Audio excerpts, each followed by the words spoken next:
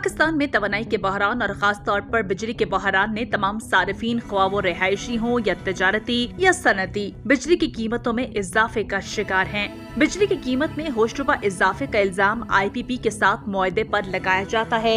IPP दरअसल कुर्बानी का बकरा है। दर हकीकत पाकिस्तान में तवानाई का शोबा बीमार है और बहुत सारे पेचीदा मसाइल से दो चार है। IPP के साथ मुआहदे को मुरद इल्जाम ठहराना एक आसान तरीका है। हकीकत ये है कि नाअहली और करप्शन ने पूरे निजाम को जकड़ रखा है। तवानाई का निजाम पूरी मईशत को तबाह कर रहा है। खदशा है कि अगर तवानाई के शुबे का बहरान जारी रहा तो पूरी मईशत तवीलुल मुद्दती तौर पर नाकारा हो जाएगी।